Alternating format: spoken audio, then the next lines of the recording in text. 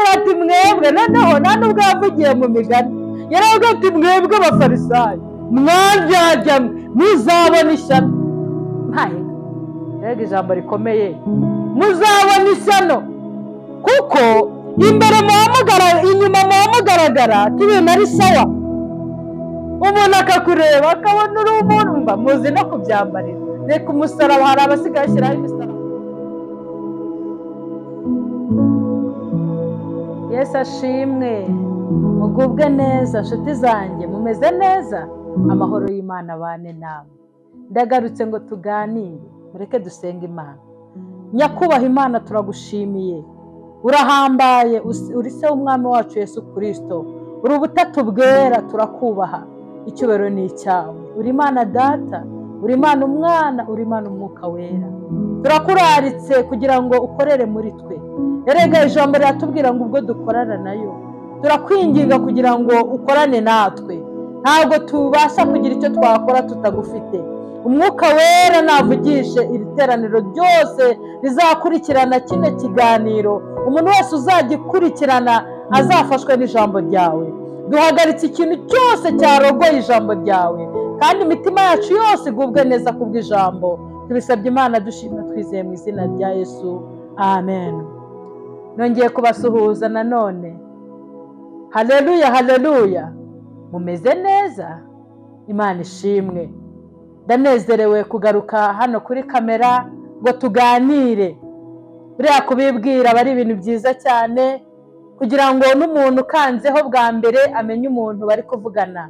Nitwa Musabimana Fortune, ndi umubyeyi ushima Imana, mfite umugabo n'abana 4, ntuye Muhanga. Si ibyo ngibyo, ndakijijwe. Hanyuma tega amatwi twumva ijambo ry'Imana. Haleluya.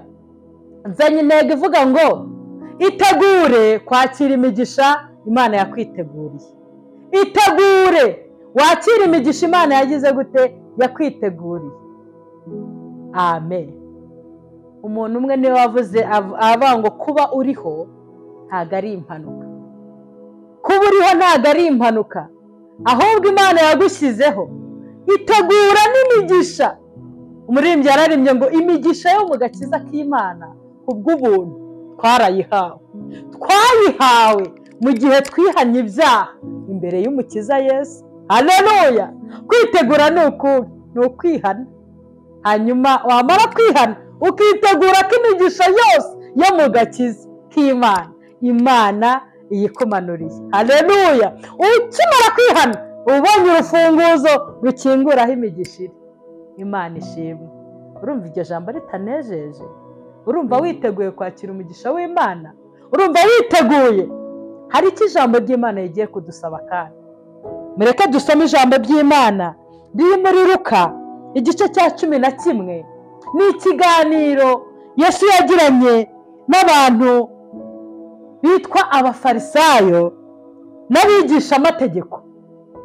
Ntugire ngo aba bantu bari boroshye, ari abantu bakomeye, ariko Imana igira icyo ibabwira. Yesu agira icyo abaganiriza. Imana ishimwe. Reka dusome tuze kumva, dore ku murongo wa 37 igice cya 11, turasomaho nk'imirongo 5, hanyuma dusimbuke tujye mu rwandiko Pawulo yandikiye Timoteyo igice cya 3, dusomeho imirongo 3 tuganire.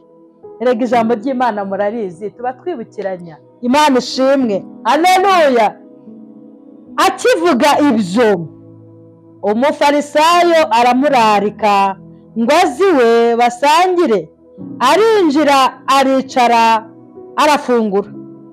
Umufarisayo abibonye atyo aratangara, kuko atabanje kujabika intoki mu mazi ngo abone kurya. Umwami Yesu aramubwira ati, mwebwe abafarisayo mwoza inyuma y'ibikombe n'imbehe, ariko mu nda yanyu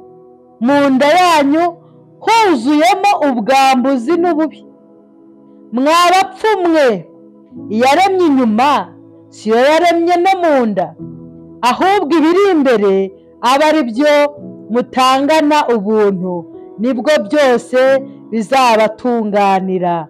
ariko muzabona ishyano abafarisayo, kuko mutanga kimwe mu icumi cy'isogi na nyirasogereza n'imboga zose, mukirengagiza gukiranuka no gukunda Imana.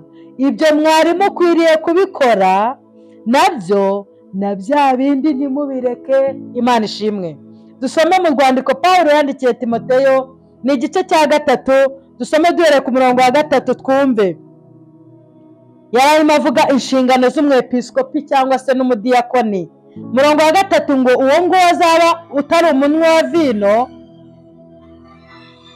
cyangwa umunyarukoni, ahubwo abe ari umugwaneza, utarwana, utari umukunzi w'impiya, utegeka neza abo mu rugo rwe, agatera abana be kumvira no kubaha rwose. Mbese utazi gutegeka abo mu rugo rwe yabasha ate kurinda itorero ry'Imana? Kandi ntakwiriye kuba uhindutse umukristo vuba, kugira ngo atikakaza akagwa agacirwaho iteka Satani yaciriweho, kandi akwiriye gushimwa neza n'abo hanze, kugira ngo adahinyuka akagwa mu mutego wa Satani. Twakira ijambo ry'Imana. Murabizi natangiye mbabwira ngo itegure kwakira umugisha Imana yakwiteguriye. Biraza guhura nimuhumure. Amen. Imana yagiye ihamagara, igenda itoranya abantu bo mu nzego zikomeye, inzego ari n'iziciriritse ari izikomeye. Aba bantu bari bakomeye. Aba bantu Yesu yaganiriye nabo bari abantu bize, kuko ntiwajya kumenya amategeko utarasomye. Barasomye, bari abanyamategeko kugeza ku rwego n'akadomo aho kari baba bakazi. Yera twiga, hari abantu bagiye biga amasomo akomeye, umuntu akaboroka n'aho akadomo kari. Bose umuntu yaraborotse. Aba bantu bari barize, hanyuma biga iby'amategeko, iby'idini, barabisobanukirwa, baravuga bati twebwe turabizi kabisa, kandi koko bari babizi. Hanyuma mu gihe Yesu yari arimo yigisha, umwe muri abo bafarisayo atumira Yesu. Amaze kumutumira avuga ati ndashaka ko ungenderera ukazi iwanjye. Ahageze ajya kumwakira, ariko atangazwa nuko ngo atazabitse intoki mu mazi, kuko wari umuhango bakoraga wo kujabika intoki mu mazi. Wenda tubigiranye n'ubu ni ugukaraba, ariko birashoboka ko umuntu ubu ngubu dufite iterambere ushobora kurisha ifurusheti n'ibindi. Ariko ibyo ngibyo Yesu nubwo yahise abigereranya, ntabwo yavugaga ibi byo kurya turi gutora, ahubwo yahise agereranya ibintu bikomeye cyane. Arababwira ati mwebwe, noneho nta nubwo yavugiye mu migani, yaravuga ati mwebwe abafarisayo mwabyajyamwe muzabona ishyano. Mpayinga, rega ijambo rikomeye, muzabona ishyano, kuko imbere inyuma muhamugaragara ko ibintu ari sawa. Umuntu akakureba akabona uri umuntu, muzi no kubyambarira. Reka umusaraba, hari abasigaye bashyiraho imisaraba ku ikote, haba hari umusaraba, undi ukabura wambaye, ubundi inkoni, ubundi ingofero, ubundi n'ibyubahiro. Bimwe sinzi naho mwabiherewe, bamwe ni ba poso, abandi ni bande, n'ibizaza bizaza.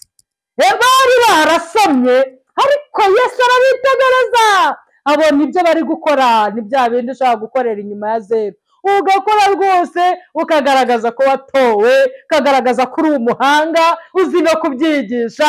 Ariko Yesu arabareba, abona mu mitima yabo harimo ubugome, abona mu mitima yabo haranduye. Haravuga ati mwebwe muri indyarya, mwambara amategeko inyuma, mukagenda mugaragaza ko muri abarokore. Reka za haleluya nyinshi, reka guhanurira aho tubonetse hose, mugaragaze ko uri umunyamwuka. Ariko Yesu witegereza imbere, akareba, akabona barimo baravomera mu kintu gitobotse, akabona aho bari gushyira.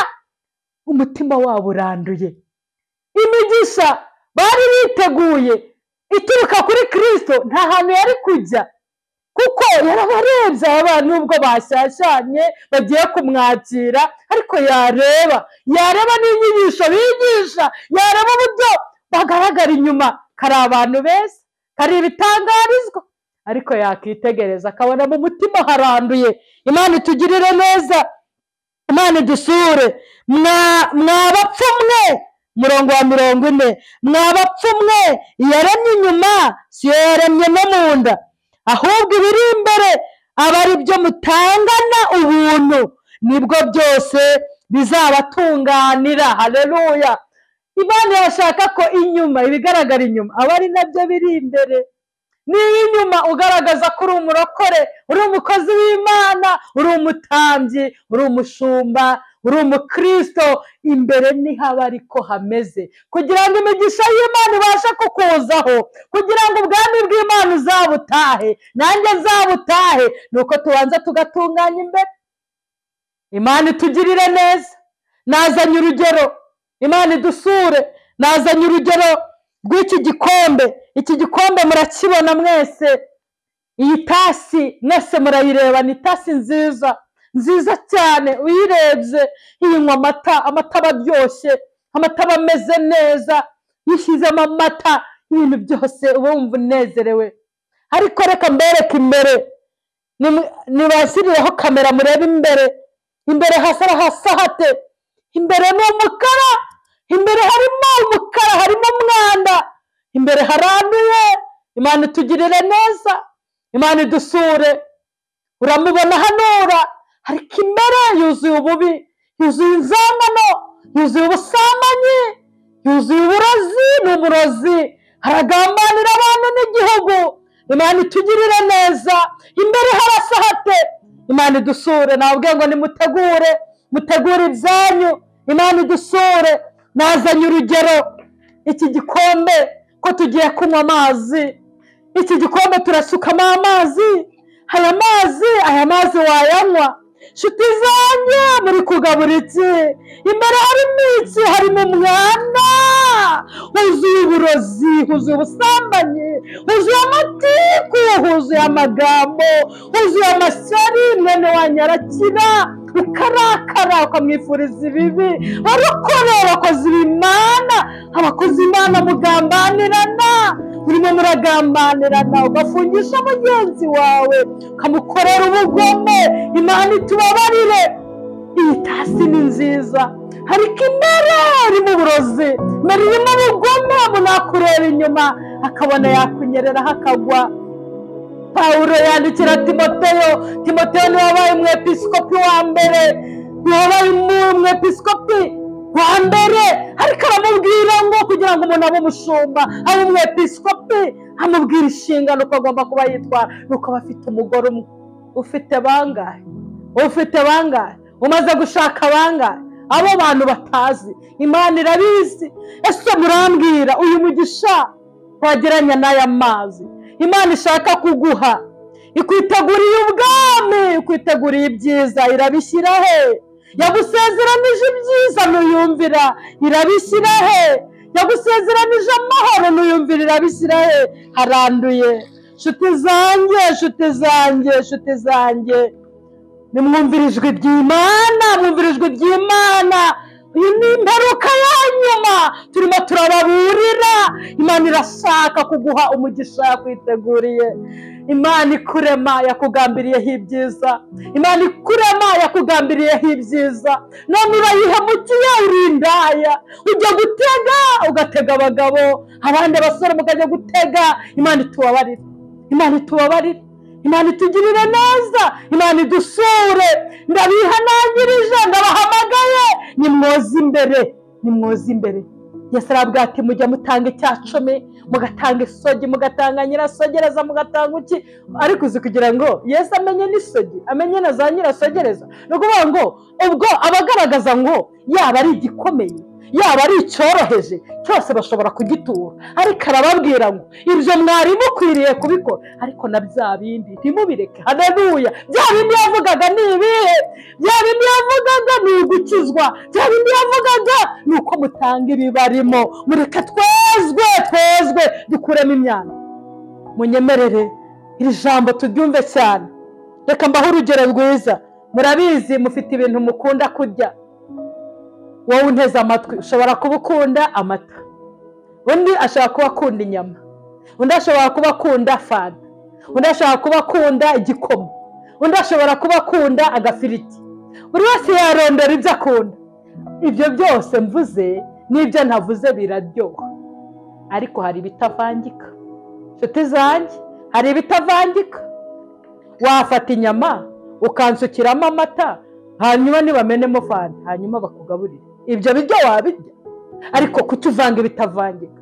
Nshuti zanjye, kuki uvanga ibitavangika? Uravanga urakijijwe, uravanga uri umukozi w'Imana. Reka nkubwire, vangura. Agakiza gakwiye kuba imbere kakaba n'inyuma. Imana ishimwe, kuko ijambo ryatubwiye ngo uwo muntu utowe, uwo muntu w'Imana azabe ari unezeza abo mu rugo rwe, kandi n'abo hanze baba bamutangira ubuhamya bwiza. Niba utabasha kuyobora urugo rwawe, niba utakijijwe mu bana wabyaye, niba udakijijwe mu barokore mu bana musengana muri korari, warabananiye, urabizi nawe warananiranye, uburwanira ngo uze imbere gusa bakurebe. Hanyuma dusigaye tuzi no kuyungurura amajwi, tukayungurura amajwi rwose kugira ngo baturebe. Ariko reka nkubwire, ndakubwira unteze amatwi, Imana irashaka kuguha umugisha yakwiteguriye, kandi umugisha uruta ibindi, umugisha uruta imigisha yose ni ukuzabana na Yesu akaramata. Haleluya, haleluya. Ndabinginze mu byo musaba byose, Imana yaraduhaye, nawe izaguha, izakomeza iduha imigisha, kuko umuntu wese yamwiteguriye ubwami, yatwiteguriye umugisha. Uri mu isi, ngo ni muri mu isi nzabakubira inshuro 100. Ibyo mwari mukwiriye kubikora, ariko na bya bindi ntimubireke.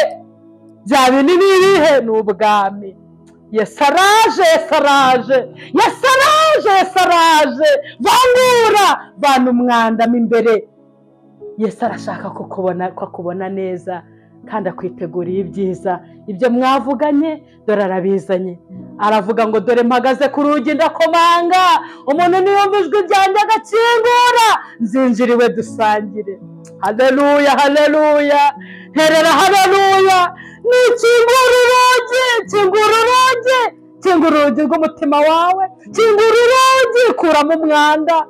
Naberetse iyi tasi, inyuma bakubona, inyuma bambona, bakabona nabwiriza, ariko mu rugo rwanjye njya gutangira iyi cano nabiganiye n'umutware wanjye, namuganiriye n'ubundi sanzwe mbwiriza no kuri YouTube baramfata, ariko reka tubanze tubisengere, tubanze turebe niba twabwiriza ubutumwa bwiza. Turasenga Imana itwemerera ko tubwiriza ubutumwa bwiza. Ntabwo uzabona ibitwika kuri iyi cano, oya ntabwo uzabibona. Tuje kubwiriza ubutumwa bwiza. Imana irimo iradusaba ko dukingura urugi ikinjira iwacu tugasangira. Ndakwinginze, niba ufashijwe n'iri jambo ukaba wemeye gufangura ibyari byicanze, ukemera guca bugufi, ugakuramo uyu mwanda.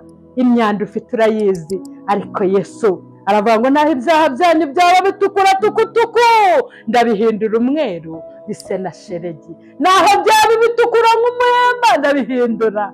Imana iraguhindura. Nubwo waba uri mubi, nubwo waba umeze mubi, mvuga ni mu mutima, nubwo waba uri umusinzi byarakunaniye, nubwo waba uri urumogi, nubwo waba uri umujura ruharwa, nubwo waba ukora ibizira, urabizi urarwana n'umugore, urabizi ntimwumvikana, ariko Yesu nimumwemerera mugakingura urugi, arinjira musangire.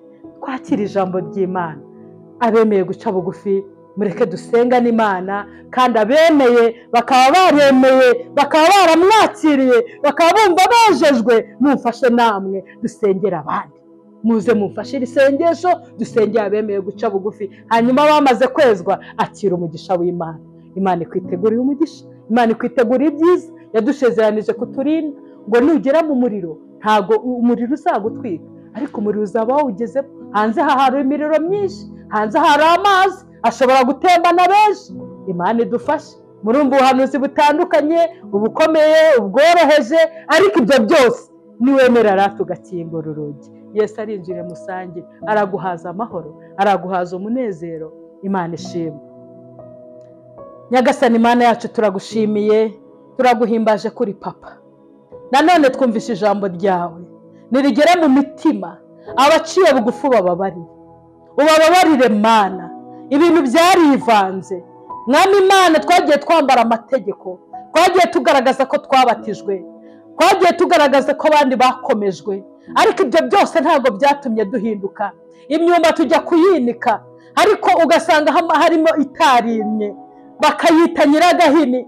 Hari abantu babaye ba nyiragahini, barababatije, barabarambitseho ibiganza, ariko imitima yabo yanze guhinduka. Ariko uno mwanya bakiriye ijambo ryawe Mana, baguciriye bugufi kugira ngo bahindure. Umuririmbyi yaravuze ngo mena amavuta mbone kwaka, umenagure, umene, kandi iri buye rizagwira, rizamumenagura rimushenjagure. Ndasabye ngo iri buye ari ryo Kristo rimene iyi mitima. Abantu baciye bugufi bakira ijambo ryawe, abantu baciye bugufi babohoke, umwuka wera twuzure. Mana, duha umugisha wawe. Abamaze kwezwa, abamaze gutungana, turashaka kuduha ku mugisha wawe, kandi umugisha uruta byose ni wo kuzabona ubwiza bwawe. Abamaze kukwemerera, basubirize, barwanirire, bahe ku mugisha wabiteguriye, basubirize amasezerano, kuko uri umubyeyi. Urakoze kubikoze, urakoze. Mukomeye amashyi, muvugirije impundu. Amamara, ingoma yawe niyamamare, mu izina rya Yesu Kristo umwami wacu, amen. Mugubwe neza. Shalom. Kora subscribe kuri M.Fortune, ukoreshe ya ubyoherereze abandi, hanyuma ntihazabura n'umwe cyangwa babiri barokoka urupfu rwa kabiri. Imana iduhane umugisha. Mugubwe neza.